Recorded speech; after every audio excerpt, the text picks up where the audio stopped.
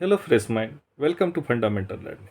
आज हम लोग एक्सरसाइज 1.1 का लेफ्ट ओवर पार्ट जो है क्वेश्चन 3 का, वो हम लोग कर रहे हैं। तो जिसमें दिया गया है क्वेश्चन 3 में कि find the LCM and HCF of following integers by applying prime factorisation method. ठीक है, पहला है 12, 15 एंड 21। तो 12 का हम प्राइम फैक्टराइजेशन कर लेते हैं। 6, 3। 12 के लिए हो गया हमारा 2 इंटू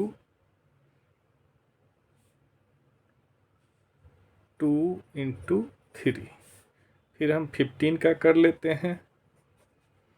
3, 5।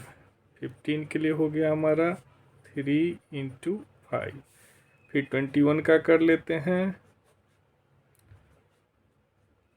21 के लिए हमारा हो गया फैक्टराइजेशन 3 इंटू 7। अब हम क्या कल बात किए थे कि यदि हमें एलसीएम और एचसीएफ निकालना है तो एचसीएफ में जो तीनों में कॉमन होगा टर्म फैक्टर्स, उसका सबसे जो लोएस्ट पावर होगा वो हम लेंगे एचसीएफ के लिए। इसका मतलब क्या है, तीनों में वो कॉमन होना चाहिए। लेकिन एलसीएम में ये जरूरी नहीं है कि तीनों में कॉमन होना चाहिए। एलसीएम में ये है कि तीनों में से कोई भी टर्म यदि कॉमन है तो उसका हम मैक्सिमम लेंगे, अदरवाइज हम उस सारे टर्म को लेंगे। ठीक, तो वही चीज़ है। तो हम एलसीएम निकाल लेते हैं। तो एलसीएम के लिए हम देख लेते हैं कि इसमें कॉमन क्या क्या है। तो इसमें 2 का 2 स्क्वायर है। ठीक है, तो 2 स्क्वायर लेंगे। 3 सभी में एक एक ही है तो हम 3 लेंगे, और 5 और 7 है। ठीक है, तो 2 square into 3 into 5 into 7 equal to हो जाएगा हमारा एलसीएम। इक्वल टू क्या हो गया, 4 इंटू 3 इंटू 5 इंटू 7। 4 5 जा 20, 3 7 जा 21। इसका मतलब क्या हो गया, 20 इंटू 21। 20 20 जा 400, एंड 20 21 जा 420। ठीक, ये हो गया हमारा एलसीएम किसका, 12, 15 एंड 21 का। एलसीएम का मतलब क्या हो गया कि इन तीनों का जो मल्टीपल हम निकालेंगे तो 420 will be the first number जहां पर कि इन तीनों का मल्टीपल आपस में कोइंसाइड करेगा। ठीक, अब एचसीएफ के लिए, एचसीएफ के लिए हमने क्या लगा कि तीनों में जो कॉमन होना चाहिए, तो इस तीनों में हम क्या कॉमन देख रहे हैं, केवल 3 कॉमन है। इसका मतलब HCF will be 3 for this. तो एचसीएफ का मतलब क्या हुआ कि हाईएस्ट कॉमन फैक्टर, कि इन तीनों नंबर के लिए जो सबसे बड़ा कॉमन फैक्टर है वो 3 होगा। ठीक, उसके बाद कोई सा भी नंबर इन तीनों नंबर को डिवाइड नहीं कर पाएगा।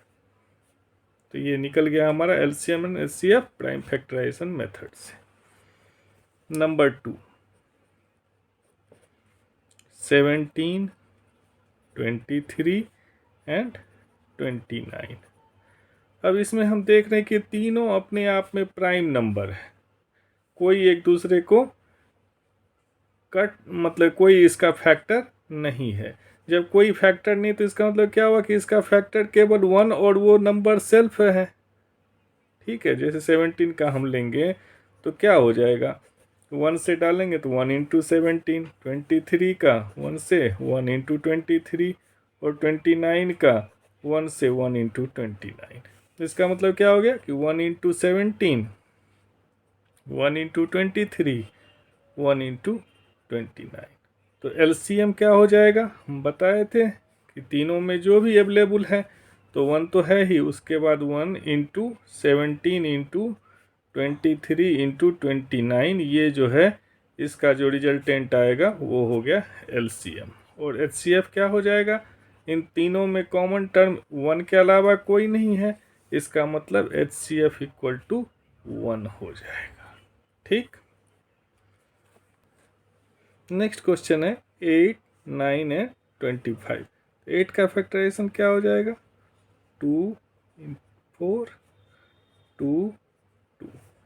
9 का 3 3, 25 का 5 5, तो 8 के लिए हो गया हमारा 2 इंटू 2 इंटू 2, 9 के लिए हो गया हमारा 3 इंटू 3, 25 के लिए हो गया हमारा 5 इंटू 5। तो यहाँ भी हम देख रहे हैं कि इस तीनों के प्राइम फैक्टर में कोई भी कॉमन टर्म किसी में भी अवेलेबल नहीं है, लेकिन यहाँ मैक्सिमम टर्म क्या है 2q, यहाँ 3a², यहाँ 5a², जो भी कॉमन में कहीं भी अवेलेबल नहीं है, तो इसलिए हम क्या करेंगे एलसीएम के लिए 2q into 3a² into 5a², that is 8 into 9 into 25, तो 25 8 जा 200 into 9, that is 1800 will be the first number which will be the multiple of these all the three which will coincide at a place. Okay, and the HCF, जब हम देख रहे हैं कि कोई common term नहीं है, so HCF will be 1. 1 is the greatest number which will divide these three simultaneously.